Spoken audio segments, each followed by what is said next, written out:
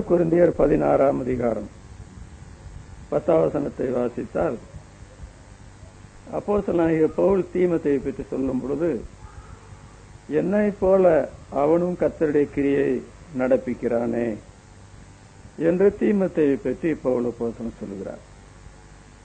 அதோடு பிலிப்பியருக்கு 2ஆம் அதிகாரம் 10ஆம் வசனத்தை நீங்கள் வாசித்தால், என்னை போல மனதுள்ளவன் அவனை என்று வேறொருவனும் என்னிடத்தில் இல்லை என்று பவுல் சொல்லுகிறார். இந்த காலையில உங்களோடு கூட சேர்ந்து தீமோத்தேயு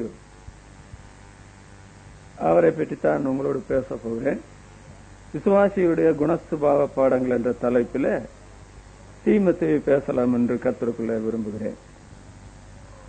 ஒரு நாளைக்கு முந்தி நான் ஜெபித்துக் கொண்டிருக்கிற பொழுது, ஆண்டவரே, நான் இந்த ஞாயிற்றுக்கிழமை என்ன செய்தி பேச வேண்டும் என்று கேட்டவுடனே இந்த செய்தி தான் ஆண்டவர் என்னுடைய மனதை கொண்டு வந்தார்.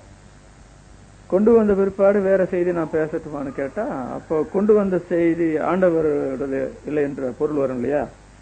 வேற செய்தி தேடி கிடைக்கல. நிறைய செய்திகளை ஆயத்தப்படுத்தி வச்சிருக்கிறேன். எல்லா சமயத்துல எல்லா செய்தியும் பேசக்கூடாது, பேசவும் முடியாது. அதனால இந்த காலையில இந்த தீமோத்தேயுடைய வாழ்க்கை சரித்திரத்தை பற்றி பேசுகிறது எனக்கு உங்களுக்கும் பிரயோஜனமா இருக்கும் என்று நான் நினைக்கிறேன். பவுல் அப்போஸ்தலன் கூட எத்தனையோ விசுவாசிகள் இருந்திருக்கிறார்கள், பார்த்திருக்கிறார். எத்தனையோ பேரோட சேர்ந்து ஊழியம் செய்திருக்கிறார். வரங்கள் பெற்றவர்கள், தாளந்து பெற்ற மக்கள் எல்லாம் சந்தித்திருக்கிறார். ஒரே ஒருவனை பற்றி மாத்திரம் பவுல் அப்போஸ்தலன் இந்த மாதிரி சொன்னது, அது தேவ ஆவியானவருடைய ஏவுதல்னால சொன்னாரே தவிர மற்றபடி உள்ள நிலைமையில் அவர் சொல்லவில்லை. உண்மையின்படி பேசுகிற பழக்கம் பவுல் அப்போஸ்தலனுக்கு உண்டு. அது ஆண்டவர் இயேசுவிடத்திலிருந்து கற்றுக்கொண்ட காரியம். அந்த 1 கொரிந்தியர் 16:10 அவர் சொல்லுகிறார், என்னை போல அவனும் கர்த்தருடைய கிரியை நடப்பிக்கிறானே, எனக்கு குறைவாய் அவன் கிரியை நடப்பிக்கிறான் என்று சொல்லவில்லை. இன்னொன்று பிலிப்பியர் 2:10 சொல்லுகிறார், அவன் என்னை போல மனதுள்ளவன் அவனை என்று வேறொருவனும் என்னிடத்தில் இல்லை. அவருடைய மனது எப்படியோ அதே போல உள்ள ஒரு மனதுள்ளவன் என்று தீமோத்தேயுவை பற்றி சொல்றார். அப்படின்னு சொன்னா இன்னொரு பவுல் என்று சொல்லலாமா?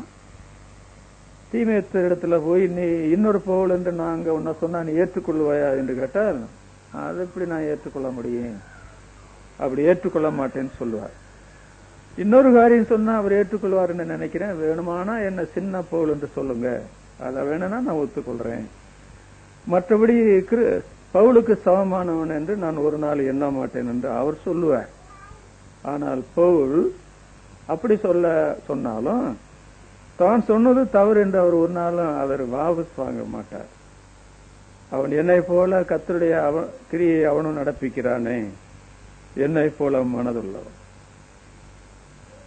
சில வேளைகள்ல விசுவாசத்துல வருகிற மக்களை பற்றி நாம் ஆச்சரியப்பட வேண்டியது. உபாகமம் 33ஆம் அதிகாரம் 29ஆம் வசனத்துல, கர்த்தரால ரட்சிக்கப்பட்ட ஜனமே, உனக்கு ஒப்பானவன் யார்? இந்த கர்த்தரால ரட்சிக்கப்பட்ட ஜனத்துக்கு ஒப்பானவர்கள் உலகத்துல யாருமே இல்லை. அப்ப அவங்க ஆச்சரியமானவங்க தானே.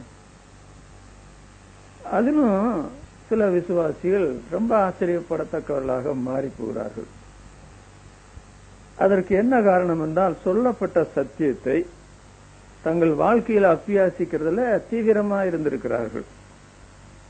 அது என்னவென்றால், 1 கொரிந்தியர் 1ஆம் அதிகாரம் 9ஆம் வசனத்துல, கிறிஸ்துவுடனே ஐக்கியமாயிருப்பதற்கு அழைத்த தேவன் என்று சொல்லியிருக்கிறது. இப்ப பிதாவாகிய தேவன் எதற்கு என்ன அழைத்தார் என்றால், கிறிஸ்துவோட ஐக்கியமாயிருக்க. அவரோட ஐக்கியமாயிருந்தால் ஏற்படுகிற விளைவு என்ன தெரியுமா? அவரோடய இருப்போம், அவரோட ஐக்கியமா இருப்போம். வெளிப்படுத்தின விசேஷம் 17ஆம் அதிகாரம் 14ஆம் வசனத்துல சொல்லப்பட்டிருக்கிறது, அவரோடு இருக்கிறவர்கள் உண்மை உள்ளவர்களும். ஏமாற்றுத்தனம் இருக்காது, பொய் பித்தலாட்டம் இருக்காது, ரொம்ப உண்மையா இருப்பாங்க. ஏனென்றால் கிறிஸ்துவுடனே கூட ஐக்கியமா இருக்கிறதுக்கு தேவன் அழைத்தார் என்று உண்மையில சாட்சியான அவரோடு கூட நடக்கும் பொழுது, ஐக்கியத்தை வைத்துக் கொள்ளும் பொழுது ஆச்சரியமான மாற்றம் ஏற்படுகிறது. அதோடு ரோமர் 8ஆம் அதிகாரம் 29ஆம் வசனத்துல, தம்முடைய குமாரனுடைய சாயலுக்கு ஒப்பாக முன்குறித்திருக்கிறார். சாயல் என்று சொல்லும்போது அவருடைய குணங்கள். அப்ப தீமோத்தேயு என்ன பண்ணினார் என்றால், ஆண்டவர் இயேசு தன்னை ரட்சித்ததினாலே நான் ஒரு விசேஷமானவன், நீர் எங்களுடனே வருகிறதுனால அல்லவா நானும் உடைய ஜனங்களை விசேஷமானவர்கள் என்று மோசே யாத்ராகமம் 33ஆம் அதிகாரத்தில் சொன்னதை பார்க்கிறோம். நாங்கள் எதனால மற்ற ஜனங்களை பார்க்கல விசேஷமான தெரியுமா? நானும் இஸ்ரவேல் ஜனங்களும் நீர் எங்களுடனே வருகிறதுனால அல்லவா. என்றைக்கு தீமோத்தேயு ஆண்டவர் இயேசுவை நம்பினாரோ அண்டையிலிருந்து அவருடைய மரண பரியந்தம் ஆண்டவரை அவர் விட்டாபாடில்லை. அவருடைய சாயல் வாழ்க்கையில காணப்பட வேண்டும். கிறிஸ்துவுடனே கூட ஐக்கியமா இருக்கிறதுக்கு தேவன் அழைத்திருக்கிறார். நான் உண்மை பிசகலவனா இருக்கக்கூடாது. என்னுடைய வாழ்க்கையில அவரை நான் பிரதிபலிக்க வேண்டும் என்ற நிலைமையில ஜீவித்ததுனால, அதிலும் மனுஷீக ரீதியில இன்னொரு தேவனுடைய ஊழியக்காரன் விசுவாசி ஒரு நல்ல ஐக்கியத்துக்குள்ள கிடைத்தாரே பவுல் அப்போஸ்தலன், அதனால கூடுதலான வாழ்க்கையில பெருமாற்றத்தை அவர் பெற்றுக்கொண்டார். பவுல் ஒருவரை பற்றி சாட்சி சொல்ல வேண்டும் என்றால் சாதாரணமான நிலைமையில சாட்சி சொல்லுவாரா? மற்ற எத்தனை பேர் கூட இருந்திருக்கிறாங்கல்ல. ஆனால் இந்த ஒருவரை பற்றி மாத்திரம், என்னை போல அவன் கர்த்தருடைய கிரியை நடப்பிக்கிறானே, என்னை போல மனதுள்ளவன். இப்படி வாழ முடியுமா? நாம எப்பொழுதாவது பிரசங்கம் கேட்கும் பொழுது இப்படி வாழ முடியாது என்று நாம் நினைத்தால் அப்ப பிரசங்க நேரம் விரையும் இல்லையா? எப்பொழுது நாம் பரிசுத்தவான்களுடைய வாழ்க்கை சரித்திரத்தை நாம் படிக்கும் பொழுது அவர்களைப் போல நாம் மாற வேண்டும் என்ற நோக்கத்தோடு தான் தேவ ஆவியானவர் வேதத்தில் அநேக பரிசுத்தவான்களுடைய சரித்திரத்தை எழுதி கொடுத்திருக்கிறார். அதுல ஒரு சரித்திரம் தான் இந்த தீமோத்தேயுனுடைய சரித்திரம். இந்த தீமோத்தேயு இந்த மாதிரி நிலைமையில சாட்சி பெறுகிறதற்கு அவனுக்கு எல்லாம் அனுகூலமாயிருந்தது, சாத்தியமாயிருந்தது. ஒரு பிரச்சனையும் அவன் சந்திக்கலங்க. அந்த மாதிரி நீங்க சொல்ல முடியாது. நான் உங்களுக்கு ஞாபகத்துக்கு கொண்டு வர்றேன். எந்த தேவனுடைய பிள்ளைகளா இருந்தாலும் சரி, எந்த விசுவாசிகளா இருந்தாலும் சரி, விசுவாச வாழ்க்கையில வருகிறதற்கோ வளர்கிறதற்கோ விசுவாச வாழ்க்கையை முடிக்கிறதற்கோ ஏகப்பட்ட பிரச்சனைகள் இருக்கிறது, தவிர்க்க முடியாத பிரச்சனைகள். ஆனாலும் அதன் மத்தியில விசுவாசம் வர முடியும், விசுவாசத்துல வளர முடியும், விசுவாசத்துல நல்ல சாட்சியாக இருக்க முடியும். தீமோத்தேயு சரித்திரத்தை பற்றி சிந்திக்கும் பொழுது இது முழு சரித்திரம் என்று படித்து முடித்து விட முடியும் என்று சொல்ல முடியாது. அதற்கு வாரங்கள் கூட ஆகலாம். பல பிரசங்கள் பண்ண வேண்டியிருக்கு. ஆனா நான் பல பிரசங்கம் பண்ண மாட்டேன். இந்த ஒரு பிரசங்கத்துல தீமோத்தேயு பற்றி நான் வரைபடம் மாத்திரம், அவுட்லைன் என்று சொல்லுவாங்க, அந்த காரியத்தை மாத்திரம் உங்களுடைய சிந்தனை கொண்டு வந்தால் அது உங்களுக்கும் பிரயோஜனம், எனக்கும் பிரயோஜனம் நிலைமையில இதை 3 பகுதியாக பகுத்து சிந்திக்கலாம் என்று விரும்புகிறேன். விசுவாசியுடைய குணசுபாவ பாடங்கள் என்ற தலைப்பில் தீமோத்தேயு பற்றி. தீமோத்தேயு அவன் கர்த்தரை அறிந்த விதம், அவனுடைய சூழ்நிலை. கிறிஸ்துவுக்கு பின்னால 44 இக்கோனியா தேசத்திற்கு பவுலும் பர்னபாவும் போயிருந்தார்கள். அங்கே சுவிசேஷ ஊழியம் செய்யும் பொழுதுதான் இந்த தீமோத்தேயு விசுவாசியாக மாறினான் என்று சரித்திர குறிப்பு சொல்கிறது. அவன் சின்ன ஆசியாவில் பிறந்து வளர்ந்தவன்.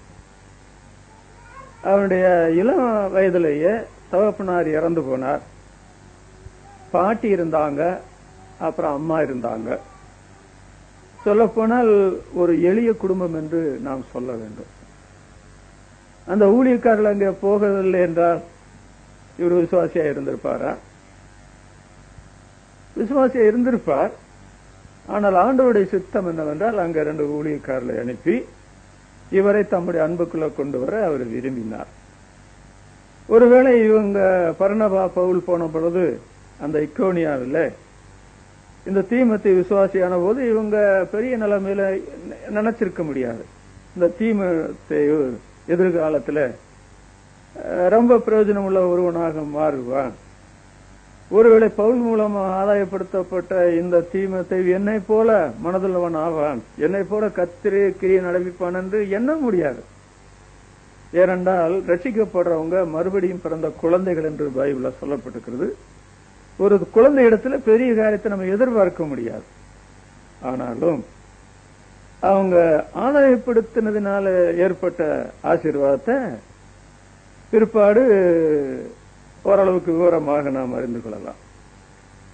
இவர் மனம் திரும்பி மறுபடியும் விசுவாசியாக மாறின பொழுது இவர் வளர்வதற்கு உதவியா இருந்தது என்ன என்று கேட்டால், அந்த ஊழியக்காரங்க அதோட அந்த இடத்தை விட்டு வந்துட்டாங்க. அவங்க வேற இடத்துல போய் ஊழியம் செய்யணும். தீமோத்தேயுவுக்கு வேதத்தினுடைய ஒரு பகுதி கிடைத்ததா? 2 தீமோத்தேயு 3ஆம் அதிகாரம் 15ஆம் வசனத்துல அவர் ஆவிக்குரிய வாழ்க்கையில வளர்ச்சி அடைகிறதுக்கு அவர் விசுவாசி ஆன பிற்பாடு அவருக்கு எழுதின நிருபத்தில் பவுல் சொல்கிறார், உன்னை ரட்சிப்புக்கு ஏற்ற ஞானம் உள்ளவனாக்கத்தக்க வேத எழுத்துக்களை சிறுபிராய முதல் அறிந்தவன் என்று உனக்கு தெரியுமே அப்படின்னு சொல்லி சொல்றார். அப்போ இவர் இளைஞனா இருந்த போதுதான் கர்த்தரை ஏற்றுக்கொண்டார் என்று வரலாறு வருகிறது. அப்பொழுதே அவருக்கு என்ன ஏற்பட்டது என்றால், நான் விசுவாச வாழ்க்கையில வளர்வதற்கு, அதான் பேதுரு நிருபத்தில் வாசிக்கிறோம், நீங்கள் சகலவிதமான அசுத்தங்களையும் ஒழித்துவிட்டு புதிதாய் பிறந்த குழந்தைகளைப் போல களங்கமில்லாத ஞானப்பாலின் மேல் வாஞ்சியாயிருங்கள். 1 பேதுரு 2ஆம் அதிகாரத்தில் பவுல் அப்போஸ்தலன் பேதுரு சொன்னதாக நாம் பார்க்கிறோம். கையும் பைபிளுமா இந்த இளைஞன் இருந்தார். அவர் இளைஞன் என்பது 1 தீமோத்தேயு 4ஆம் அதிகாரம் 12ஆம் வசனத்தில் பவுல் சொல்கிறார், உன் இளமையை குறித்து ஒருவனும் அசட்ட பண்ணக்கூடாது. தீமோத்தேயு ஒரு இளைஞன். இந்த இளைஞனை என்ன செய்யறான்? ரசிக்கப்பட்டான். தேவ ஊழியக்காருடைய பிரசங்கத்துல ஆண்டவர் தான் இங்கே ஊழியக்காரரை அனுப்பினார். விசுவாசியான விருப்பாடு அவனுடைய வாழ்க்கையினுடைய நோக்கம் என்னவென்றால், நான் ஆவிக்கிற வாழ்க்கையில வளரணும், என்னை பற்றி தேவனுடைய சித்தத்தை நான் கண்டுபிடிக்கணும், நான் ஒரு சாதாரண விசுவாசியா இருக்க மாட்டேன், ஆண்டவருக்கு பிரியமான ஒரு விசுவாசியா இருப்பேன் என்று தீர்மானித்து பைபிளை கையில் எடுத்தார். பைபிளை படிக்கிறதுக்கும் பைபிளை கையில் இருக்கிறதுக்கு என்ன வயசு வேணும்? ஆபிரகாம் லிங்கன் அமெரிக்காவில் ஜனாதிபதியா இருந்தாரு. 11 வயதா இருக்கும் போது பாட்டியமா சொன்னாங்களாம், இந்த சின்ன வயதுல நீ காட்டுல போய் விறகு வெட்டி சுமந்து கொண்டு வந்து விற்று, இப்படி ஏழ்மையான நிலைமையில நம்ம இருக்கிறோம், நான் விசுவாசியான பாட்டி, என்ன ஆண்டவர் இவ்வளவு காலம் ஆயுசோட வச்சிருக்கிறார், அவர் எனக்கு ஒரு தீமை செய்தல நன்மையை செய்திருக்கிறார், உன்னை சந்தோஷப்படுத்துற காரியம், உன்னுடைய வாழ்க்கையை ஆசீர்வதிக்கிற காரியம் எது என்று கேட்டால் இந்த பைபிள் தான், இத படின்னு சொல்லி சொன்னாங்க. அந்த சின்ன பையன் அண்டையிலிருந்து பைபிள் எடுத்து படிக்க ஆரம்பித்தவன் விசுவாசியாகி அமெரிக்காவின் ஜனாதிபதியாக உயர்த்தப்பட்டு, எத்தனையோ அமெரிக்காவில் ஜனாதிபதிகளை கண்டாலும் அமெரிக்காவில் இவரை போன்ற ஒரு ஜனாதிபதி இல்லை என்று இன்றைக்கு வரைக்கும் சொல்றாங்க. அப்போ இளம் பிராயத்துல இந்த தீமோத்தேயு பைபிளை படிக்க தன்னார்வத்தோடு அவன் வாசிக்க ஆரம்பித்தான். அதான உண்மை. இன்றைக்கு நம்முடைய பிள்ளைகள் விசுவாசிகள் ஆகிட்டாங்களா? அந்த பிள்ளைகள் விசுவாசியானாங்க நீங்க எப்படி சொல்றீங்க, எப்படி நீங்க கண்டுபிடிக்கலாம் என்று கேட்டால், அந்த பிள்ளைகளுக்குள்ள வாஞ்சையை பொறுத்து. பைபிள் இல்லாமல் ஆவிக்கிற வாழ்க்கையில வளர முடியாது யாராயிருந்தாலும். அவருடைய சாட்சியை பற்றி நாம் பார்த்தால், அப்போஸ்தலர் நடபடிகள் 16ஆம் அதிகாரம் 2ஆம் வசனத்துல 2 சபையாராலே சாட்சி பெற்றவனாய் இருந்தான் இளைஞனாய் இருக்கும்போது. நீ இங்க பாருங்க, என்ன பாருங்க பாருங்கன்னு சொல்லி அந்த 2 பட்டணத்துக்கும் போய் அவன் அப்படித்தான் சாட்சி பெற்றான் நீங்க நினைக்கிறீங்களா? நான் நினைக்கிறேன் அவன் 2 ஊர்ல இருக்கிற சபைகளுக்கு அவன் போயிருந்திருப்பான். அந்த சபையினுடைய கூட்டங்களில தவறாமல் கலந்து கொண்டிருந்திருப்பான். அந்த சபையில நடக்கிற ஊழியங்களில அந்த தம்பி ஈடுபட்டிருப்பான். அப்படி இந்த சின்ன வயதுல இந்த பையன் ஒரு சபையிலிருந்து இன்னொரு சபைக்கு வர்றான். அந்த சபையில எல்லா வேலையும் செய்யறான், இந்த சபையில வந்தா எல்லா வேலையும் செய்யறான். அவனுடைய பேச்சு பழக்க வழக்கங்கள் இதெல்லாம் கவனிச்சா, ஒரு இளைஞன் இப்படிப்பட்ட நிலைமையில மாற்றம் அடைஞ்சிருக்கிறானே, ஆண்டவர் இயேசு ஒரு புரட்சிவாதி. அவர் இளைஞனாய் வாலிபனா இருக்கும் போது அல்லவா சிலுவையில மரித்தார் அப்படின்னு சொல்லி அவங்க மத்தியில் அவன் சாட்சி பெற்றவனா இருந்தான். பவுல் அப்போஸ்தலன் போய் அவங்க அங்க அந்த பட்டணத்துக்கு போன போது 2 சபையார் சாட்சி சொன்னாங்க. அந்த இன்னொரு சபையை சேர்ந்தவங்க அங்க வந்திருப்பாங்கன்னு நினைக்கிறேன்.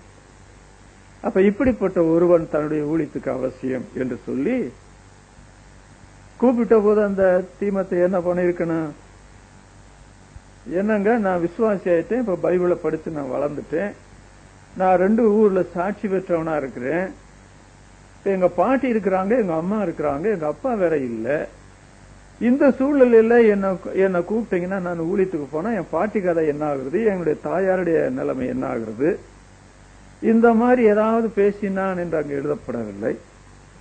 அந்த பாட்டியும் அம்மாலும் சேர்ந்து எங்களுக்கு எங்களுடைய குடும்பத்துல என்னுடைய மருமகன் இல்ல, இந்த அம்மா சொல்றாங்க என்னுடைய புருஷன் இல்ல, எங்களுடைய நம்பிக்கை இந்த பையன் தான், அது ஆம்பளை பையன், வேற பிள்ளைகளுக்கு கிடையாது, அதனால அவன் இங்கே இருக்கட்டும், எங்களுக்கும் உதவியா இருப்பான், எங்களுடைய ஆவிக்கிற வாழ்க்கைக்கு இந்த 2 சபைக்கும் பிரயோஜனம் இருப்பான் அப்படின்னு சொல்லி அவங்க நிறுத்தி வச்சார்கள் என்றும் பார்க்கவில்லை. சொன்னவுடன் அந்த பாட்டியும் அந்த அம்மால சேர்ந்து பேரனை தன்னுடைய மகனை அவங்க அனுப்பி வச்சாங்க. இது ரொம்ப ஆச்சரியமா இல்லையா?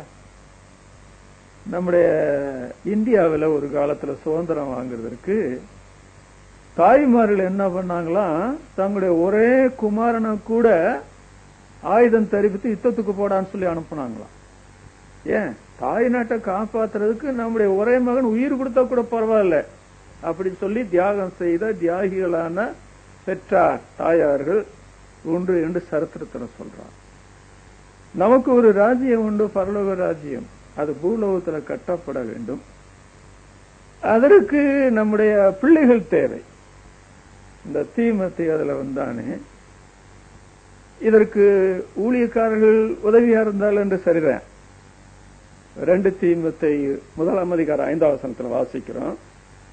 அந்த விசுவாசம் முதல்ல உன் பாட்டியாகிய லோவிசாலுக்குள்ளும், அந்த விசுவாசம் உன் தாயாகிய ஐநேக்கியாளுக்குள்ளும், அது உனக்குள்ளும் இருக்குது என்று நான் நிச்சயித்து என்று சொல்றாரு. இப்ப ஊழியக்காரங்க வந்த போது விசுவாசித்தான் என்பது சரி, அதற்கு முந்தைய அந்த பாட்டியும் அந்த மகளும் தாயும் இவனை விசுவாசத்துல வருவதற்கு எல்லா விதமான முயற்சி எடுத்திருக்கிறாங்க. இந்த முயற்சியை பார்த்த ஆண்டவர் தான் அங்க ஒரு 2 ஊழியக்காரர்களை அனுப்பி அவனை விசுவாசத்துல வர்றதற்கு தெய்வீக ஏற்பாடு நடந்தது. அப்ப இந்த தீபத்தை பற்றி பாட்டிக்கு பெரிய சந்தோஷம், தாயாருக்கு ஒரு பெரிய சந்தோஷம், அப்புறம் பரணபா பவுலுக்கு ஒரு பெரிய சந்தோஷம். இன்னொன்று, என்னை போல கர்த்தருடைய கிரியை நடப்பிக்கிற என்னை போல மனதுள்ள இன்னொருவன் பூலோகத்தில் கிடைச்சானே என்று பவுலப்போஸ்தலன் எவ்வளோ பாடுகளும் வேதனைகளும் நெருக்கங்களும் தனிமை உணர்வுகளும் வாட்டி வதைத்த பொழுது இந்த தீமோத்தேயு அவனுக்கு பவுலப்போஸ்தலனுக்கு பேராசீர்வாதமாயிருந்தார். சின்ன பவுலாயிருந்தார், இன்னொரு பவுலாயிருந்தார் என்று சொல்வதற்கு ஆண்டவர் யாரெல்லாம் பயன்படுத்தினார் பாத்தீங்களா? சில வேளைகளில் பெற்றார்களுக்காக ஸ்தோத்திரம் செலுத்தணும், சில வேளைகளில் தேவனுடைய ஊழியக்காரர்களுக்காக ஸ்தோத்திரம் செலுத்தணும், கர்த்தர் நமக்கு கொடுத்திருக்கிற ஆயுசு காலத்துக்காக தேவனுக்கு ஸ்தோத்திரம் செலுத்தணும். என்ன அந்த சின்ன ஆசியாவில் இந்த ஒரே பையன் தானே பிறந்து வளர்ந்தா, வேற ஒத்துமை பிறக்கலையா, வளரலையா? சில வேளைகள்ல ஆண்டவர் நம்ம மேல காண்பிக்கிற அன்பு ரொம்ப பெருசுங்க. அவர் உலக தோற்றத்துக்கு முந்தையே அடிக்கப்பட்டார். கிறிஸ்து இயேசுக்குள்ள உலக தோற்றத்துக்கு முந்தையே நாம் தெரிந்து கொள்ளப்பட்டோம் என்று சொல்லப்பட்டிருக்கு. அதனால இளைஞரா இருக்கிறவங்க, சிறு பிள்ளைகளா இருக்கிறவங்க, உங்களை பற்றி ஆண்டவர் சித்தம் இல்லை அப்படி நீங்க நினைக்கிறீங்களா? என்ன பற்றி ஆண்டவருக்கு ஒரு சித்தம் இல்லை? யார் சொன்னது? ஆண்டவர் உங்களை பற்றி சித்தம் வச்சிருக்கிறதுனாலதான் விசுவாசிகளான பெற்றார தந்திருக்கிறார், பாட்டியை தந்திருக்கிறார், அம்மாளை தந்திருக்கிறார், ஊழியக்காரர்களை தந்திருக்கிறார், ஆலயத்தை தந்திருக்கிறார், மறுபடியும் பிரசங்கத்தை கேட்கறதுக்குள்ள சந்தர்ப்பத்தையும் கொடுத்திருக்கிறார். நான் நினைக்கிறேன் என்னுடைய இந்த இத்தனை வருஷ ஊழியத்துல பிள்ளைகளுக்கு இத்தனை பிரசங்கம் பண்ணியிருக்கிற வேறொரு ஊழியக்காரன் உண்டோ என்று கேசட்ல பதிவு செய்திருந்தாலும் சரி, சிடியில பதிவு பண்ணி இருந்தாலும் சரி, அப்படி பேசியிருக்கிறாங்க நீங்க ஆராய்ச்சி பண்ணி பாத்தீங்கன்னா ஒருவேளை நானாத்தான் இருந்திருக்கும். அப்படிப்பட்ட பிரசங்கம் செய்ததனுடைய நோக்கம் என்ன? ஒரு 10 பிரசங்கம் வரைக்கும் செய்யறது சின்ன பிள்ளைகளுக்காகவே, இளைஞருக்காகவே, வாலிபருக்காக. ஏன் அப்படி செய்யறேன்? ஏன் ஆண்டவர் என்ன செய்ய சொல்றாரு? இந்த பிராயம் இது கோளாறு உள்ள பிராயம் தான். அதுல ஒரு அது நிஜம் தான். சின்ன பிள்ளைகளா இருந்தாலும் கோளாறு உள்ள பிள்ளைங்க தான், இளைஞனும் கோளாறு உள்ளவன் தான். என்ன சொல்றது, வாலிபனும் கோளாறு உள்ள வயசுதான். இள வயதும் வாலிபும் மாயையே அப்படின்னு சொல்லி பிரசங்கின் புஸ்தகம் 11ஆம் அதிகாரத்துல சொல்லப்படும் இல்லையா? இருதயத்தில் இருக்கிற சஞ்சலத்தையும் தீங்கி மாம்சத்திலும் தீங்கி நீக்கி போடு. நீக்கி போட முடியலன்னா ஆண்டவர்கிட்ட உதவி கேளு அப்படின்னு சொல்லி இருக்குதே. நீங்க விசுவாசியா வர ரட்சிக்கப்பட எத்தனை காலம் ஆகணும்? நான் அதை கேட்கிறேன். நீங்க பிள்ளைகளா இருக்கிறீங்க, கூட்டத்துக்கு வர்றீங்க, விசுவாசியில பாக்குறீங்க, பாட்டி விசுவாசி, அம்மா விசுவாசி, அப்பா விசுவாசி தெரியுது. நீங்க எப்பத்தான் விசுவாசியாக போறீங்க? நீங்க நினைச்சபடியா? அப்படித்தான் ஏசா நினைச்சான். நான்லாம் இப்பெல்லாம் ஒன்னும் விசுவாசி ஆக முடியாதுங்க, ஆனா நானும் பின்னால விசுவாசி ஆவேன். ஒருவேளை அவர் சொன்னபடி பின்னால விசுவாசி ஆகக்கூடிய தருணம் அவரே உண்டாக்குனார். அதான் எழுதிய எபிரேயர்ல பிற்பாடு ஆசீர்வாதத்தை சுதந்திரத்துக்குள்ள விரும்பியும் ஆகாதவன் என்று தள்ளப்பட்டான், கண்ணீர் விட்டு கவலையோடு தேடினான். நீங்க ரட்சிக்கப்பட்டு ஆவிக்கிற வாழ்க்கையில வளர்வதற்கு, தேவ சித்தம் உங்களுடைய வாழ்க்கையில வெளிப்படுவதற்கு இந்த பிராயம் போல ஒரு நல்ல பிராயம் இல்லை என்பது என் கருத்து. ஏன்னா நான் வாலிபத்தில் ஆண்டவரை இயேசுவை ஏற்றுக்கொண்டேன். ஏனென்றால் இன்றைக்கு இருக்கிற உலகம் ரொம்ப மோசமாயிருச்சு. எங்க பார்த்தாலும் முந்தியெல்லாம் தெருவில் போய் பிரசங்கம் பண்ணா நிறைய பேர் நின்று கேட்பாங்க. இப்ப தெருவில் போய் என்னன்னா நம்ம தான் பேசிட்டு இருக்கணும், நம்மளை பார்த்து சிரிப்பாங்க. எல்லாம் வீட்டை அடைச்சிட்டு டிவியை போட்டுட்டு கேட்டுட்டு இருக்கிறாங்க, லைன் லைனா கேட்கிறாங்க. முந்தியெல்லாம் நிறைய ஜனங்கள் இருந்தாங்க, இப்ப தேடி போன ஜனங்களுக்கான எல்லாம் வீடு பூட்டி கிடக்குது. இப்ப மிருகங்களுடைய ஆபத்து வர வந்துருச்சு. அப்புறம் ரொம்ப கலாச்சாரங்கள்லாம் ரொம்ப முன்னணியில் இருக்கிறது. இதனால ரட்சிக்கப்படுகிற தருணங்கள் ஒருவேளை இல்லாம போனாலும் போய் சட்டதிட்டங்கள் எப்படியெல்லாம் மாறும் என்று சொல்ல முடியாது. மனுஷனுடைய புத்தி ஒரு குரங்கு புத்தியோட சேர்ந்தது. யாரும் அதுல தப்பித்துக் கொண்டவர்கள் அல்ல. ஆண்டவருடைய ஆவி எப்பொழுதுமே நம்மிடத்தில் ஈடுபட மாட்டார். அதாவது சமானத்துக்கு ஏற்றவர்களை நீ அறிந்திருந்தாயானால் நலமாய் இருக்கும். நான் உன்னை சந்திக்கும் காலத்தை நீ அறியாமல் போனபடியினாலே எப்பொழுதும் ஆண்டவர் சந்திச்சிருவாரா? இயேசுவே என்று கூப்பிடுவதற்கு முந்தி அடிக்கடி கடிந்து கொள்ளப்பட்டும் தன் புடரியை கடினப்படுத்துகிறோம் சடுதியில சகைமின்றி நாசம். இயேசுவேன்னு கூப்பிடுறதுக்கு முந்தி மரணம் வந்துட்டா என்னதான் பண்றது? அப்படி எத்தனை சம்பவங்கள் உலகத்தில் நடக்குது. ஆனால் இந்த தீமத்தை அந்த பிராயத்துல பாட்டியை சந்தோஷப்படுத்துற, தாயார சந்தோஷப்படுத்துற, மாபெரும் அப்போஸ்தலன் பவுல சந்தோஷப்படுத்துற ஒரு இளைஞன் தீமத்தை கர்த்தரை அறிந்த விதத்துக்காக கோடி ஸ்தோத்திரம் செலுத்த. அந்த கோடி ஸ்தோத்திரம் இந்த ஆண்டவர் தெரிந்து கொண்டதுக்கு இது இணையாகாது. எத்தனை பேர் தங்களுடைய பிராயத்தை விரயமடிக்கிறாங்க, வீணடிக்கிறாங்க. ஆனால் இந்த இளைஞன் விரயமடிக்கல. சின்ன பிராயத்திலே விசுவாசத்துல வந்துட்டானே, பைபிளை படிக்க ஆரம்பிச்சிட்டானே. இளமையில அவனுடைய பாதக சாதகங்கள் அதை நாம சிந்திக்கணும். இந்த தீமத்தை பவுல் ரொம்ப அழகா உயர்த்தி பேசுறார். அது தவறு இல்ல, உண்மைன்னு சொல்றது தவறா?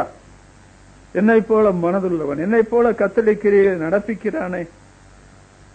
1 தீமோத்தேயு 4:12 உன் இளமை என்று சொல்றார்.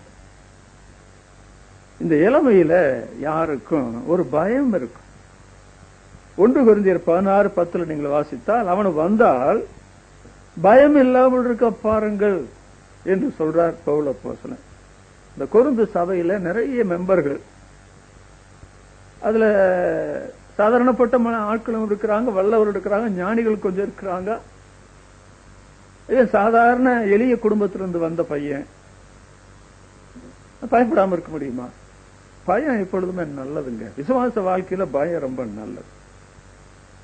எரேமியா 1 அதிகாரம் 8 வசனம் 17ஆம் வசனத்தை நீங்க வாசித்தா, எரேமியா பின்னால ஆண்டவரோடு ஒப்பிட்டு பேசப்படுகிறார்.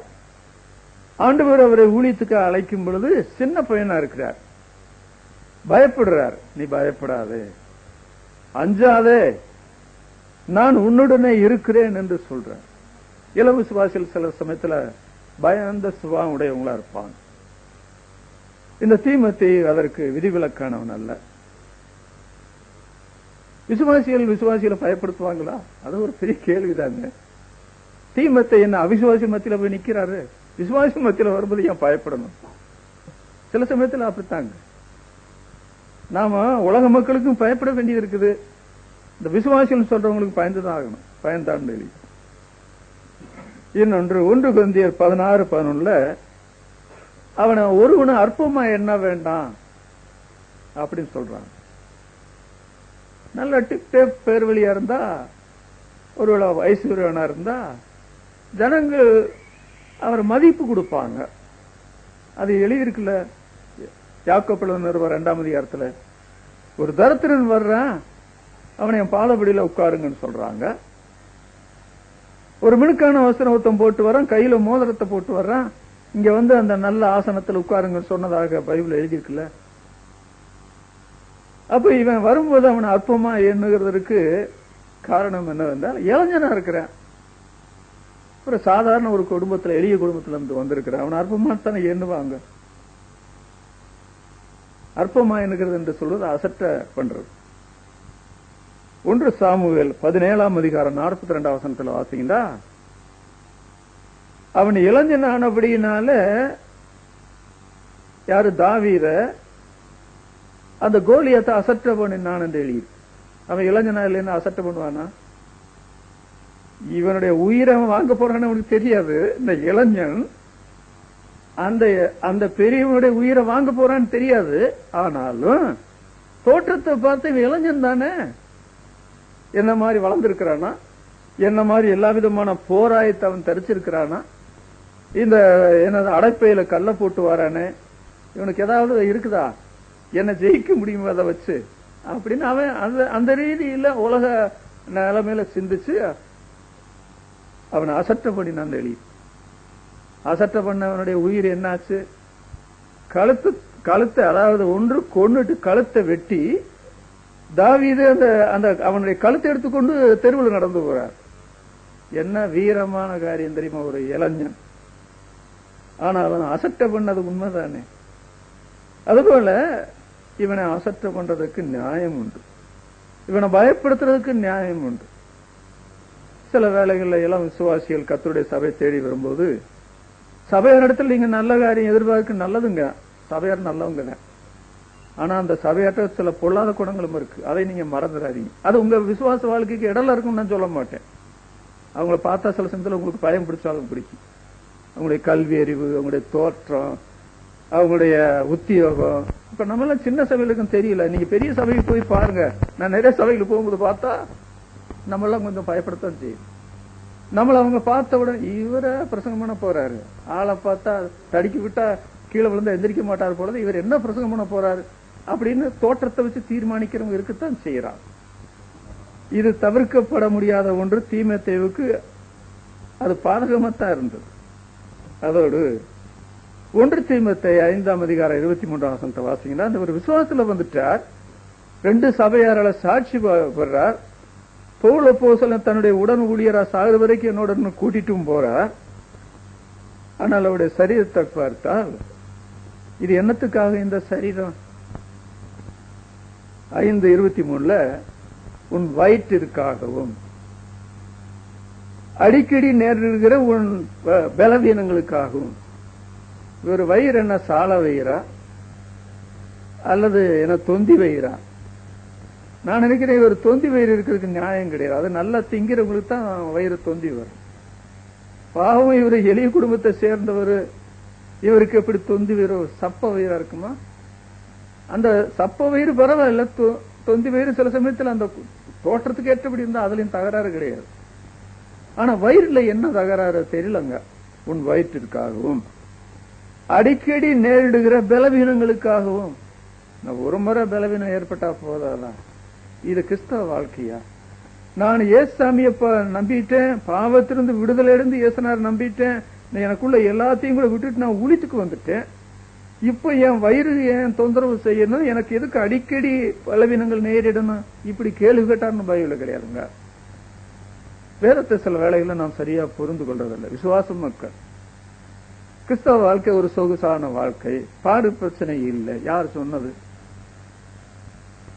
சங்கீதம் 34:19 நீங்கள் வாசித்தால், நீதிமானுக்கு வரும் துன்பங்கள் அநேகமாயிருக்கும். 1-2 கிடையாது. அது யாரா இருந்தாலும் சரி, பிள்ளைங்களோ இளைஞரோ வாலிபனோ நடுத்தர வயசு உள்ளவங்களோ முதிர் வயது உள்ளவங்களோ, நீதிமானுக்கு வரும் துன்பங்கள் அநேகமாயிருக்கும். ஆனால் அது வசனம் முடிவல்ல.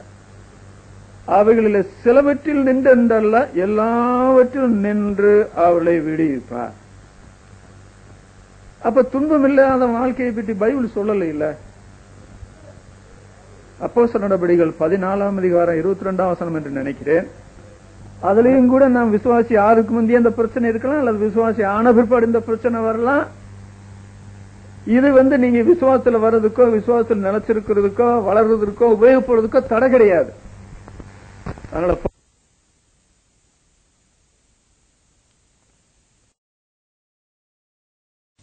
என் வயிறு சரியில்லைங்க, இருக்கட்டும். எனக்கு அடிக்கடி வயிற்றுல பலவீனம் ஏற்படுதுங்க, இருக்கட்டும். கொஞ்சம் திராட்சரசம் கூட்டிக்கொள், அவ்வளவுதான். அவருக்கு வாங்குறதுக்கே காசு இருக்கும், வேற வழியும் கிடையாது. யார்கிட்ட போய் கையேந்த முடியும்? யார் நம்முடைய உணர்வுகளை புரிந்து கொள்வா, நம்முடைய தேவைகளை அறிந்து கொள்வாங்க? அதனால நீ ஆண்டவரை தான் நம்பி வந்த, ஆண்டவர் உனக்கு கொடுக்கணும்னா கொடுப்பார், கொடுக்க மனசு இல்லைன்னா கொடுக்க மாட்டார். வயிறாத்தான் இருக்கும், அடிக்கடி நேரிடுகிற பலவீனம் அடிக்கடி நேரிட்டுதான் இருக்கும். ஆனா ஒரு காரியம், தேவ ஆவியினாலதான் அதையும் சொன்னார்னு நினைக்கிறேன், கொஞ்சம் திராட்சரசத்தை கூட்டிக்கொள் அப்படின்னு சொல்றார். இது அவருடைய சரீர சம்பந்தப்பட்ட காரியம். இது அவருக்கு மாத்திரமா? பவுல் அப்போஸ்தலன் என்ன சொல்றாரு பாத்தீங்களா? 2 கொரிந்தியர் 10ஆம் அதிகாரம் 11ஆம் வசனத்துல அவருடைய நிருபம் பாரம் உள்ளதான். யாரு? பவுல் அப்போஸ்தலன் சொல்லுகிற நிருபம் பாரம் உள்ளதான். சரீர தோற்றமும் பலவீனம் உள்ளது என்று விசுவாசியில சொல்றாரு. யாரு சொல்ல சொன்னது? உங்களை யாரு இவனை பற்றி விளக்கம் சொல்ல சொன்னது? பாரமான நிருபம். அப்புறம் சரீர தோற்றம் பலவீனமானது. அப்ப உங்களுக்கு சந்தோஷமா? அவன் பலவீனமா இருக்கு, உங்களுக்கு சந்தோஷமா? அப்படித்தான் கேட்க வேண்டியது. இந்த 2 பேரை வைத்து ஆண்டவர் என்ன காரியம் செய்ய முடியும்? இவருக்கு வயிறு அடிக்கடி பலவீனம் வேற நேருது. பவுல் அப்போஸ்தலனுடைய சரீர தோற்றத்தை பார்த்தா பலவீனம் உள்ள இவங்களை வச்சுக்கிட்டு ஆண்டவர் என்ன காரியத்தை சாதிக்க முடியும்? பாருங்க, ஆண்டவர் மோசையும் ஆரோனையும் ஊழித்து கூப்பிடும் போது வயசு என்ன? வாலிபத்தில் அவங்களை கூப்பிட்டாரு. கிட்டத்தட்ட 70 வயசெல்லாம் தாண்டிட்டு போயிட்டாங்க. ஒரு மனுஷனுடைய ஆயுசு நாட்கள் 70, பலத்தின் மிகுதினால் 80. அந்த 2 பேரும் வயதான காலத்துல பார்வோனுக்கு முன்னால போய் நிக்கிறாங்க. முதல் விடுதலை இயக்கத்தை நடத்திட்டு போறாங்க. வயது ஆவிக்கிற வாழ்க்கைக்கு தடை கிடையாது. சிறு வயதோ முதிர் வயதோ ஆவிக்கிற வாழ்க்கைக்கு தடை கிடையாது.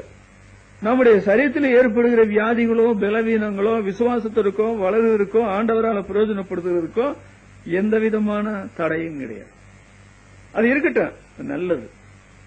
பவுல் அப்போஸ்தலனுக்கு ஒரு முள் கொடுக்கப்பட்டதுன்னு சொன்னாரே, அந்த முள் யாரு கொடுத்தது? சாத்தான் கொடுத்தானா? இல்லங்க, சாத்தான் கொடுக்கல, ஆண்டவர் கொடுத்தார், அனுமதிச்சார். எதுக்கு அனுமதிச்சார்னு கேட்டீங்கன்னா அதுக்கும் பதில் இருக்குது.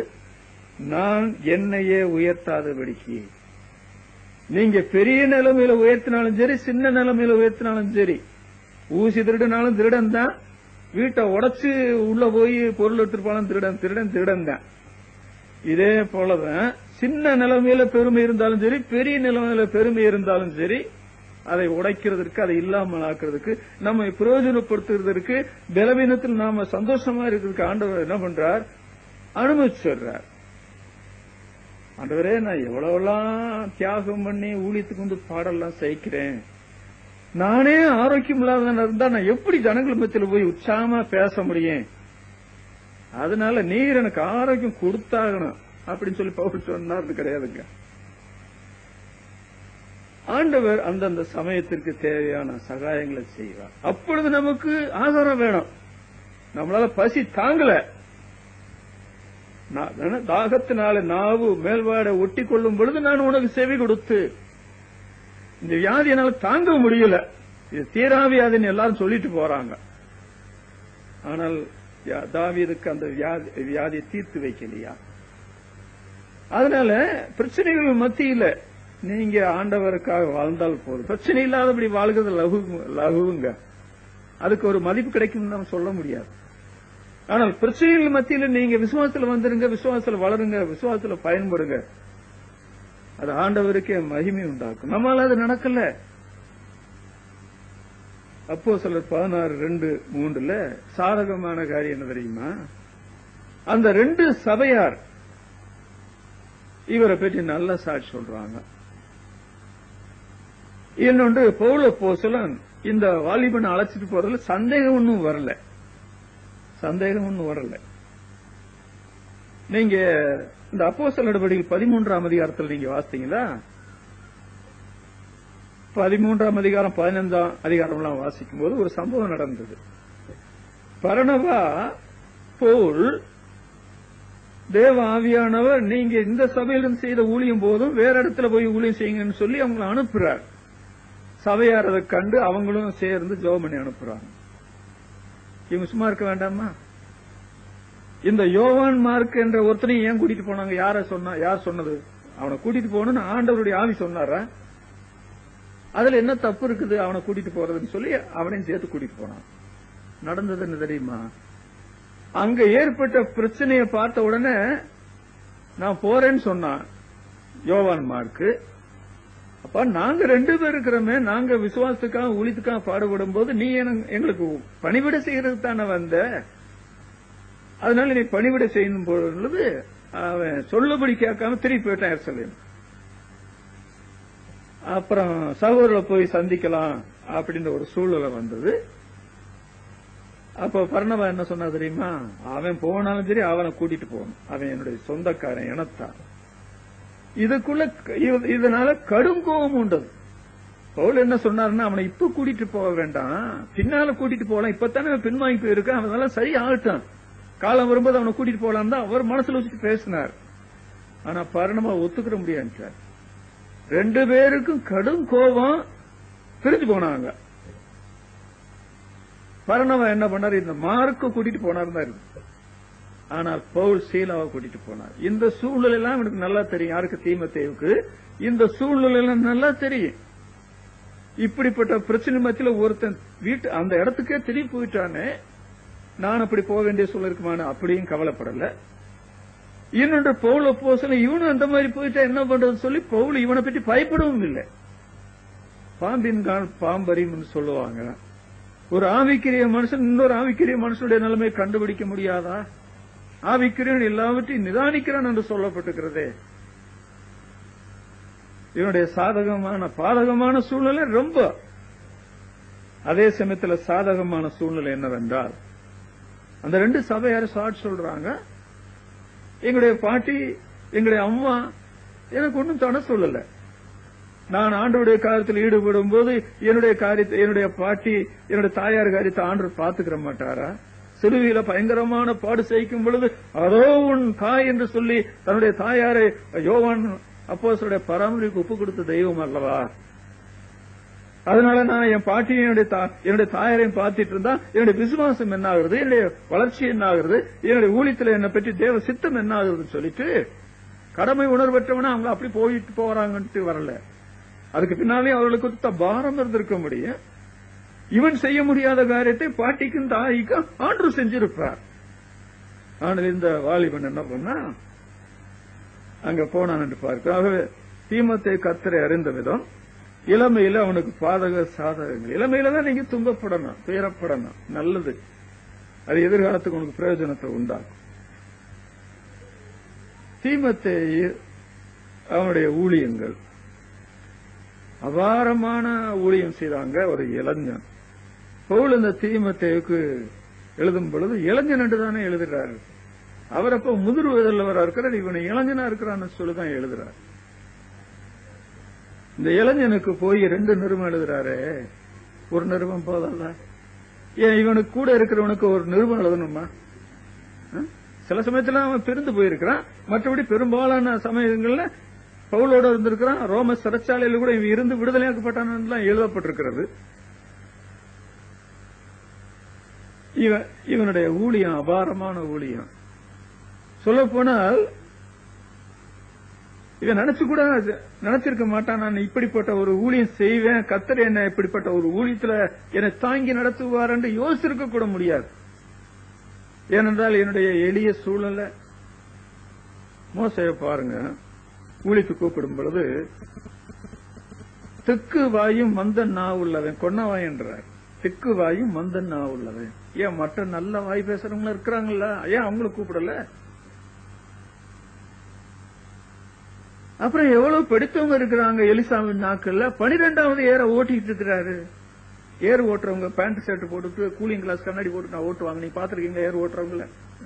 தார் பாச கட்டிக்கிட்டு மேலெல்லாம் அழுக்கு பிடிச்சு அப்புறம் வீட்டுக்கு வந்த பிற்பாடு அவங்க சுத்தம் பண்ணிருப்பாங்க. அவங்க டீசன்ட் ட்ரெஸ்ஸா பார்க்க முடியாது விவசாயிகளுடைய குடும்பத்துல. அந்த ஆமோஸ் காட்டு அத்தி பழம் பொறுக்கிறேன் சாப்பிடுறதுக்கு வீட்டுல இருந்து கொண்டு போக இல்ல போல தெரியுது. ஆட்டுக்கு பின்னால தர்றேன். நான் தீர்க்க தரிசியும் அல்ல, தீர்க்க தரிசியுடைய புத்திரனும் அல்ல. நான் மந்தை மேய்க்கிறவனா இருக்கும்போது ஆண்டு கூப்பிட்டாரு, நான் வந்தேன், அவ்வளவுதான். சில வேளைகள்ல நமக்கு சில தகுதிகள் வேண்டும் என்று நினைக்கிறோம். ஒரு தகுதி வேண்டாம். நீங்க விசுவாசி யாருக்கும் தகுதி வேண்டாம், நீங்க ஊழியம் செய்யறதுக்கு தகுதி வேண்டாம்.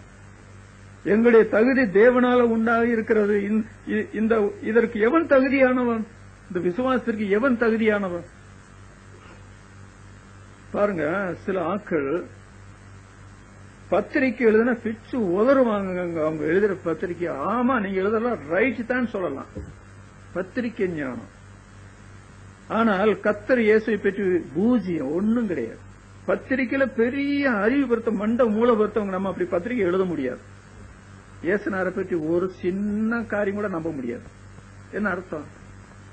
உலகம் ஞானமானது தேவனை அறியாதிருக்கையில் பைத்தியமாய் தோன்றுகிற பிரசங்கத்தினால விசுவாசிக்கிறவர்களை ரட்சிக்க தேவனுக்கு பிரியமாய். நீங்க முதல்ல பைத்தியம் ஆகுங்க.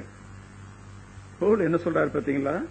நீங்க நல்லவங்கன்னு நினைக்கிற வரைக்கும் ஆண்டவர் உங்களை ரட்சிக்க மாட்டார். நீங்க நல்லவங்க நினைக்கிற வரைக்கும் உங்களை ஆண்டவர் ஊழியத்தில் பயன்படுத்த மாட்டார். என்னுடைய திறமை என்னுடைய அறிவுன்றதெல்லாம் குப்பையா பணம் போயிடும். அதனால பவுல் சொல்றாரு, எனக்கு லாபமா இருந்தவளை நஷ்டம் என்று குப்பையாக விட்டேன். 1 கொரிந்தியர் 1ஆம் அதிகாரத்துல பைத்தியமானவர்களை தெரிந்து கொண்டார். 27 இருந்து வாசிக்கிறேன். பலவீனமானவர்களை தெரிந்து கொண்டார், இழிவானவர்களை தெரிந்து கொண்டார், இல்லாதவர்களை தெரிந்து கொண்டார். பாத்தீங்களா? தேவன் தெரிந்து கொண்டவர்கள் யாருன்னு பார்த்தா அதாவது பைத்தியமானவர்களை தெரிந்து கொண்டார், பலவீனமானவர்களை தெரிந்து கொண்டார், இழிவானவர்களை தெரிந்து கொண்டார், இல்லாதவர்களை தெரிந்து கொண்டார். விரல் விட்டு எண்ணக்கூடிய ஒரு சிலர் மாத்திரம். அதுதான் என்ன வாசிக்கிறோம்? ஞானிகள், வல்லவர்கள், பிரபுக்கள், அது விரல் விட்டு எண்ணக்கூடியவங்க தான். ஆனாலும் அந்த விரல் விட்டு எண்ணக்கூடியவர்கள் வல்லவர்களும் ஞானிகளும் பிரபுக்களா இருந்தாலும் 28ஆம் வசனத்தில் சொல்லப்பட்டிருக்கிறது, மாம்சமான எவனும் தேவனுக்கு முன்பாக பெருமை பாராட்டாதபடிக்கு. ஐயோ, எத்தனை உலக ஞானிகள் ஆண்டவரை அறியவில்லை, எத்தனை வல்லவர்கள் ஆண்டவரை அறியவில்லை, எத்தனை பிரபுக்கள் ஆண்டவரை அறியவில்லை. ஆனா நாங்க ஆண்டவர் அறிஞ்சோமே. அப்புறம் நம்முடைய பலவீனத்தை அறியும் பொழுது நாங்க பைத்தியமா இருந்தோம், பலவீனமா இருந்தோம், இழிவானவர்களா இருந்தோம், இல்லாதவர்களா இருந்தோம். தேவன் தெரிந்து கொண்டாரு. இத மாத்திரம் நீங்க அறிக்கையிட்டால் சாகிற வரைக்கும் பின்வாங்க மாட்டீங்க. கண்டிப்பா பரலோகத்துக்கு போயிருக்கீங்க. ஆண்டவர் உங்களை கொண்டு சில காரியங்களை செய்வார், மற்றவங்க அதை செய்ய முடியாத உங்களை கொண்டு செய்வார். இவருடைய 2 விதமான ஊழியத்தை பற்றி பவுல் அப்போஸ்தலன் இந்த தீமோத்தேயுவை பற்றி வாசித்தால் 2 விதமான ஊழியம் செய்யறார்.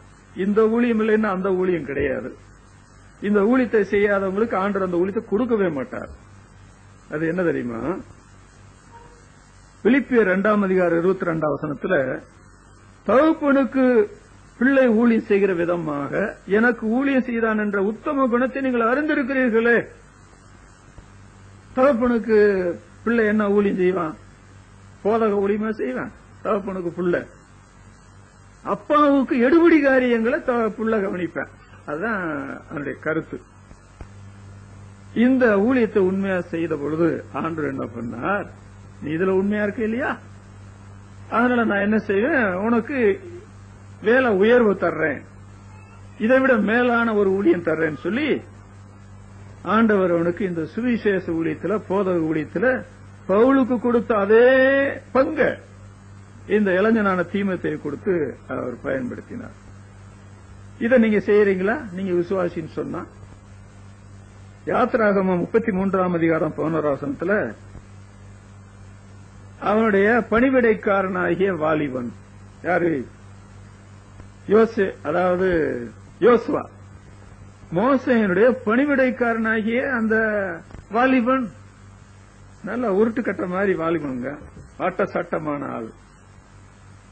அந்த மோசேக்கு பின்னால ஆண்டவர் வல்லமையா பயன்படுத்தினார். ஆனா அவன் முதலாவது செய்த ஊழியம் என்ன தெரியுமா? நான் மோசே அவருக்கு நான் பணிவிட ஊழியம் செய்வேன். வெரி சின்சியர், ரொம்ப உண்மையான அந்த காரியத்தை செய்தானுங்க. என்னுடைய ஸ்தானத்தில் யோசுவா வர வேண்டும் என்று மோசே மாம்சீகமா யோசித்ததே கிடையாது, வரக்கூடாது நினைத்ததில்லை. ஆனால் ஆண்டவர் அவனுடைய ஸ்தானத்தில் அவனை கொண்டு வந்தாரு. 2 ராஜாக்கள் 3ஆம் அதிகாரம் 11ஆம் வசனத்துல சாப்பாத்தின் குமாரன் எலிசா, அவன் எலியாவின் கைகளுக்கு தண்ணீர் வார்த்தான். இது என்ன பெரிய வேலையா? ஆமாங்க, இதை விட பெரிய வேலை என்ன கிடக்குது? அவருக்கு கை கழுவுறதுக்கு ஒருவேளை அந்த கையில நடக்க முடிச்சதா? நடந்து போய் அந்த தண்ணீர் எடுத்து வந்து அவர் கை ஊற்ற முடியலையா? அப்படிப்பட்ட நிலைமையில இருக்கிற மக்கள் இல்ல அன்றைக்கு. கையுதறி காலுதறி கழுத்தெல்லாம் இந்த பக்கம் அந்த பக்கம் ஆடி. இன்றைக்கு பண்டிகை பில்லிக்கிறவங்க அப்படித்தான் இருக்கிறாரு. பார்க்கின்ஸ் ஒரு வியாதி வந்து சரீரம் முழுதும் அதிர்வு ஏற்பட்டு படுத்த படுக்கையில் இருக்கிறார். அவருக்கு சேவை செய்கிறது, சுவிசேஷ வேலை செய்யறதை விட, போதக வேலை செய்யறதை விட சிறந்த வேலை தானே செய்யற மக்கள் இருக்கிறாங்க. எலிசாவின் கைகளுக்கு தண்ணீர் வார்த்தை. மத்தேயு எழுதின சுவிசேஷம் 20ஆம் அதிகாரம் 26ஆம் வசனம், மத்தேயு 20:26, 23:11, மார்க் 10:44, இந்த 3 வேதவசனங்களை பார்க்கும் பொழுது ஆண்டவர் ஒருவன் பெரியவனாயிருக்க விரும்பினால், முதல்வனாயிருக்க விரும்பினால் அவ எல்லாருக்கும் ஊழியக்காரனா இருக்க கடவன் சொல்றாரு. நான் முதன்மையா இருக்க விரும்புறேன், ஊழியக்காரனா இருக்க விரும்புறேன். நல்லது, அது தப்பு கிடையாது. முதன்மையா இருக்க விரும்புறதும் ஊழியக்காரனா இருக்க விரும்புறதும் தப்பு கிடையாது, பெரியவனா இருக்க விரும்புறதும். ஆனால் அதற்கு செய்ய வேண்டிய காரியம் எல்லாருக்கும் பணிவிடைக்காரனா இருக்க வேண்டும். ஆண்டவரே ஊழியம் கொள்ளும்படி வராமல் ஊழி செய்ய வந்தார்னு சொல்லிட்டு யாரும் எதிர்பார்க்கவே இல்லை. ஆண்டவர் உட்கார்ந்து இடுப்புல துணியை கட்டிக்கொண்டு பாத்திரத்தை தண்ணீரை வைத்து கால் கழுவுகிறார். இது மாய்மாலமா செய்த ஒரு காரியமா? தேவகுமாரன் தேவ தூதருடைய அதிகாரி, 1000-10,000 தேவ தூதருடைய அதிகாரி, தேவனுடைய ஒரே பேரான குமாரன், இந்த உலகத்தில் காணப்படுகிற எல்லா உயிரினங்களுக்கு சொந்தக்காரர், கால் கழுவுறாருங்க. ஆனா நமக்கு இந்த வேலையெல்லாம் வேண்டாம். சபையில இந்த வேலை எனக்கு கொடுத்தா நான் செய்ய மாட்டேங்க, கொடுத்தாலும் செய்ய மாட்டேன், நானாவும் செய்ய மாட்டேன். நீங்க கொடுத்தாலும் செய்ய வேண்டாம், நீங்களாவும் செய்ய வேண்டாம், அப்படியா? ஆனால் இந்த இளைஞன் அத ரொம்ப உண்மையா செய்யறான். இந்த ஊழியத்தை எந்த நிலைமையில கனப்படுத்தினானோ, சுவிசேஷ ஊழியத்துக்கு வரும்போது அதையும் அதே நிலைமையில தான் கனப்படுத்துறான். சில வேளையில் இந்த ஊழியம் அற்பமானது, அந்த ஊழியம் மிகப்படுத்தி பெரிய ஊழியம் என்று பைபிள்ல விளக்கம் சொல்லப்படவே இல்லை. 2 ஊழியத்தையும் ஒழுங்கா செய்கிறார். இன்றைக்கு சபைகள் அதாங்க இல்லை. சபைக்கு வர்றாங்க, இந்த சுற்றுலா மையங்கள்ல இல்ல அப்புறம் இந்த கேளிக்கைகள் இடங்கள்லாம் இருக்கு பாத்தீங்களா, பொது இடங்கள் கூடுகிற இடங்கள்ல வராங்க, உட்காராங்க, கல்யாணத்தை பாட்டுல கலந்துக்கிறாங்க, ஒரு வைபவம் நடக்குது, அவங்க மாட்டுல போறாங்க. ஆனா அங்க கிடக்கிற இடம் சுத்தமா இருக்கணுமே, அந்த சேரெல்லாம் ஒழுங்குபடுத்தணுமே, அங்க யார் இருக்கிறா, அதெல்லாம் வேலைக்கு ஆளுங்க வருவாங்க, அவங்க சம்பளம் கொடுத்து அதான் பார்த்துட்டு போகட்டும். இது சபையை அந்த மாதிரி நினைக்கிறீங்களா? இந்த சபையில பணிவிடை செய்யறதுக்கு எவ்வளவு பேர் தேவை? நமக்கு தேவதூதர் வந்து பணிவிடை செய்யறான்னு எழுதிக்குது. தேவதூதர்கள் உங்களுக்கு பணிவிடை செய்ய ஆசை இல்லையா? இந்த இளைஞன் பணிவிடை செய்தான். அப்புறம் பாத்தீங்கன்னா இவன் செய்த அபாரமான ஊழியம். இதுதானே ஊழியம். இப்படி உயர்வு கிடைச்ச ஊழியம். முதல்ல போத்திபார் அரமனையில் இருக்கிறான் யோசேப்பு, அது சாதாரண உத்தியோகம். அங்க தவறு செய்யறத போல சொல்லி சிறையிலையும் போட்டான். போட்டு போங்க, நான் உண்மைதான நடந்தேன். அப்புறம் பார்வோனுடைய பார்வோனுக்கு அடுத்த நிலைமையில ராஜாவால உயர்த்தப்படுறானே. பவுல் சொல்லுகிறார், என்னை போல கர்த்தருடைய கிரியை நடப்பிக்கிறானே, என்னை போல மனதுள்ளவன் என்று சொல்றாரு. என்னை போல மனதுள்ளவன், இது ரொம்ப அவசியம் இல்லையா? ஒரு திருச்சபையில அல்லது ஒரு இயக்கத்துல ஊழியத்துல காரியங்கள் சித்தி வர வேண்டுமென்றால் ஒரே மனுஷன் என்ன செய்ய முடியும்? கூட ஒருவன் வேண்டாமா? சொல்லுங்க. இதை உணர்ந்ததுனாலதான் மார்ட்டின் லூத்தரோடு ரேனியஸ் என்ற ஒருத்தர் சேர்ந்து கொண்டார். 2 பேரும் பெரிய காரியங்களை சாதிச்சாங்க. D.L. மூடியோட சாங்கி என்ற ஒரு சேர்ந்து கொண்டார், பெரிய காரியங்களை சாதிச்சாங்க. எத்தனையோ பேரை சரித்திரத்தில் அப்படி சொல்ல முடியும். பவுலுக்கு இது கடைசி காலத்துல ஒரு பெரிய ஊன்றுகோல் மாதிரி ஆயிப்போச்சு. தீமத்தை தன்னோட ஊழியத்தில் இணைந்து கொண்ட காரியம் அவருக்கு வயதான காலத்துல ஒரு பெரிய ஊன்றுகோல் போல ஆனது.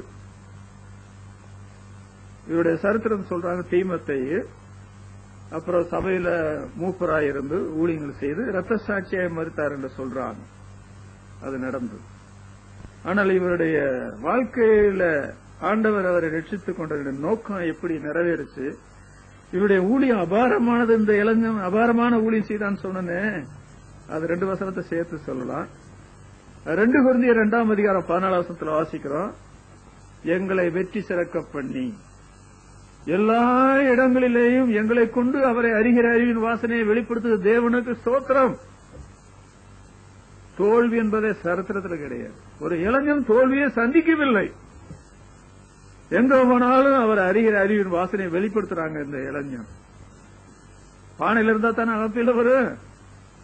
ஆண்டவர் அவனுக்குள்ள இருந்த கிரியை செய்கிறார். எனக்குள்ள வல்லமையா கிரியை நடப்பிக்கிற அவருடைய பலத்தின்படி போராடி பிரயாசப்படுகிறேன். பவுலோட இணைந்ததுனால இவருக்கு வெற்றி. இளைஞன் வெற்றி பெற்றான். ஏன் வெற்றி பெற முடியாது? 2 கொரிந்தியர் 10:3-5 வாசிக்கும் போது, அது பவுல் தன்னோடு தீமத்தையும் விடாப்பிடியா சேர்த்துக் கொண்டார். பார்த்தீங்களா? 2 பேரும் எதுவும் பிரிக்கவில்லை அல்லவா? நாங்கள் மாம்சத்தின்படி போர் செய்வர்களாயிருந்தால், மாம்சத்தின்படி நடக்கிறவர்களாயிருந்தாலும் மாம்சத்தின்படி போர் செய்வர்கள் அல்ல. எங்களுடைய போராயுதங்கள் அரண்களை நிர்மூலமாக்கத்தக்க தேவபலம் உள்ளவர்களாயிருக்கிறது. எந்த எண்ணத்தையும் கிறிஸ்துவுக்குள்ள சிறைப்படுத்துகிறோம் என்று சொல்றாரு.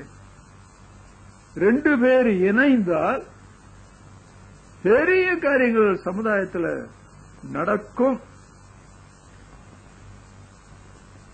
இருவர் ஒரு மண்டம் பட்டு செயல்பட்டால் அதனுடைய கிரியைகள் அபாரமானது.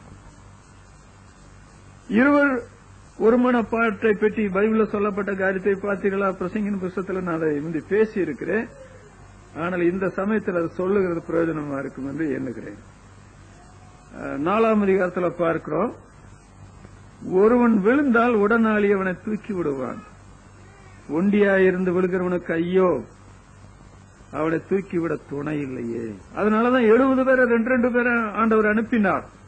ஏதாவது ஒரு காரியத்தை செய்யும் போது ஆண்டவர் 2 பேராக அனுப்புகிறார். எம்மா ஊருக்கு போன சீசர் 2 பேருக்கு தரிசனமாகி பேசுகிறார். அவருடைய இருதயம் கொழுந்து விட்டு எரிந்தது. 2 பேர் படுத்துக் கொண்டிருந்தால் சூடு உண்டாகும், அனல் உண்டாகும். ஒண்டியா இருக்கிறவனுக்கு சூடு உண்டாகிறது எப்படி? ஒருவனை யாராவது ஒருவன் மேற்கொள்ள வந்தால் இருவர் அவனுக்கு எதிர்த்து நிற்கலாம். பவுலும் தீமத்தை அதை தாங்க சாதிச்சாங்க. எந்த எண்ணத்தையும் கிறிஸ்துவுக்கு சிறைப்படுத்துகிறோம். இது அரசியல்வாதிகள் செய்ததுண்டா? முதலமைச்சர் செய்ததுண்டா? செய்ய முடியுமா? ஆனால் தேவனுடைய ஊழியக்காரர் செய்வார்கள். ஆண்டவர் அதை செய்யப்படும் ஒரு இளைஞன் செய்வான், அதுதான் என்னுடைய அர்த்தம். அதுல தீமத்தை இப்ப இந்த பிரசங்கத்தை கேட்டு முடிக்கும் பொழுது ஆண்களா இருந்தாலும் சரி, பெண்களா இருந்தாலும் சரி, பெண்களை எல்லாம் சாதாரணமா இடப்பட முடியாது. அதான முந்தைய சொன்னே, பொன்னம்மா சன்னியாசி, அதாவது கேரளத்திலே அழகான பெண் ஆண்டோடைய ஊழியத்துக்கு ஒப்பு கொடுத்து வெளியில வந்த பொழுது அந்த அழகான பெண்ணுக்கு எவ்வளவு சோதனை இருந்திருக்க முடியும். போராடங்கள்ல வர்றடங்கள்ல சோதனையை மேற்கொண்டு இதே வால்பாறைக்கு வந்திருந்த போது பார்த்தேன், எலும்பு தோளுமான சரீரம் ஓடி ஓடி ஓடி வால்பாறையில வீடுகளுக்கு துண்டு பிரதி கொடுக்கறாங்க. சாரால் நவரோஜி என்ன பாட்டு இப்பத்தானே நிறைய பாடுறாங்க. அந்த பாட்டு விளங்கவும் முடியல, விளங்குற பாட்டும் இருக்குது. வாலிப பெண் திருமணம் வேண்டான்ட்டாங்க. எல்லாரும் திருமணம் வேண்டாம் இருக்கிறது தப்புன்னு நான் சொல்லுவேன். அதை பற்றி வரம் பெற்றவள் தான் அதை செய்யலாம். அதனால தீமத்தையும் ஆண்டவர் சிலுவையில் ரத்தம் சிந்தினாரே, தமக்கு முன் வைத்த சந்தோஷத்தின் பொருட்டு அவமானத்தை எண்ணாமல் இளைஞரை பாருங்கள். அதனால ஆண்டவருக்கு இன்றைக்கு இளைஞர்கள் தேவை. ஒப்பு கொடுத்த இளைஞர், விசுவாசிகளான இளைஞர், எளிய காரியங்களை செய்கிற இளைஞர், பெரிய காரியங்களை செய்கிறதற்கு சாதக பாதங்கள் இருந்தாலும் துணிச்சலோடு இறங்குற இளைஞர், கர்த்தர் அவளை கூட பெரிய காரியங்களை சாதிப்பார். நாம் ஜெபிக்கலாம். எங்களை அன்பா நேசிக்க எங்கள் பிதாவே, இந்த நம்முடைய நாளுக்காக துதிக்கிறோம். எங்கள் ஆண்டவர் இதை போன்ற அவருடைய நாளிலே மரித்தோடத்திலிருந்து உயிர்த்தெழுந்தார்.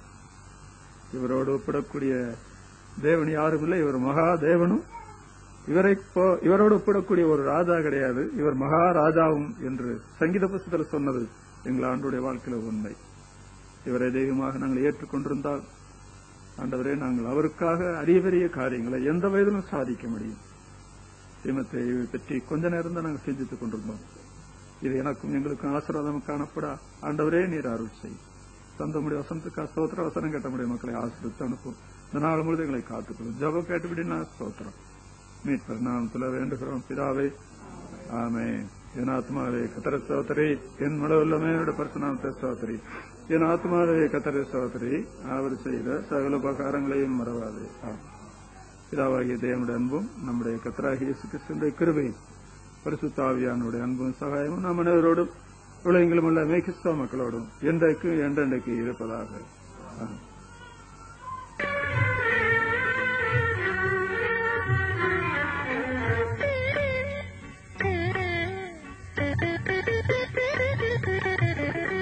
ஆதி அந்தம் இல்லானே அளவில்லா வல்லவனே, ஆதி அந்தம் இல்லானே அளவில்லா வல்லவனே, அந்தே மானுடவதார திருவடிவே, ஆதி அந்தம் இல்லானே அளவில்லா வல்லவனே, ஆதி அந்தம் இல்லானே.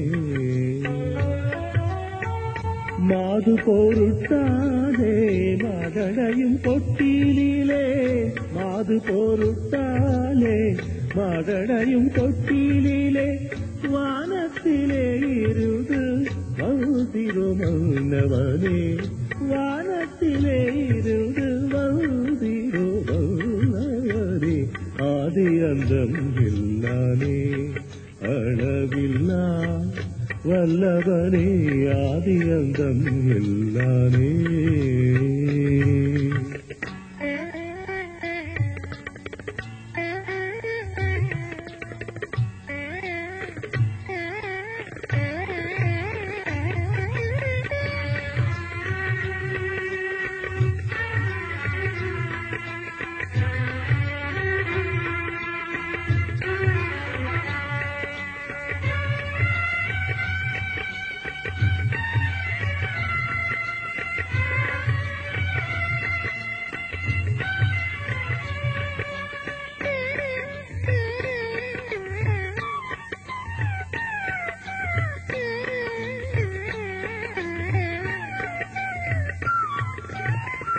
உன்னத பராபரமே, ஒப்பில்லாம் மெய் பொருளே, ஓதளங்காது ஞான உச்சிதமே அச்சயமே உன்னத பராபரமே ஒப்பில்லா மெய்ப்பொருளே ஓதடங்காமை ஞான உச்சிதமே அச்சயமே மன்னன் தாவீதின் வம்ச மாவேந்தே பாவிகட்காய்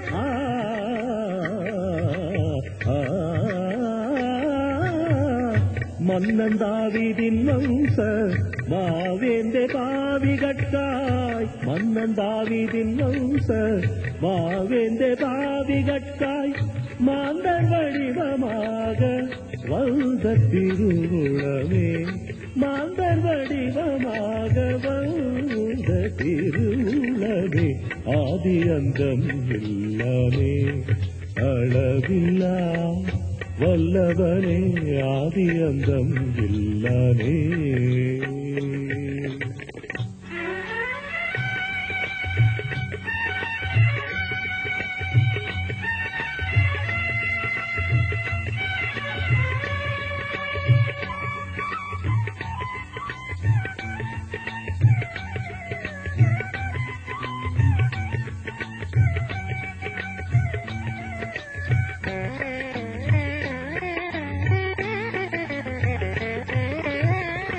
அன்பே என்னாருயிரே ஆனந்த பேரொளியே ஆர்க்கும் தயாபரமே அற்புத கருணாகரமே அன்பே என்னாருயிரே ஆனந்த பேரொளியே ஆர்க்கும் தயாபரமே அற்புத கருணாகரமே இன்ப பிரவாகமே இம்மானுவேலரசே இன்ப பிரவாகமே இம்மானுவேலரசே இயேசு கிருபையாவே ரட்சியும் ஒரே கர்த்தாவே இயேசு கிருபையாவே ரட்சியும் ஒரே கர்த்தாவே ஆதி அந்தம் இல்லாமே அளவில்லா வல்லவனே ஆதி அந்தம் இல்லாமே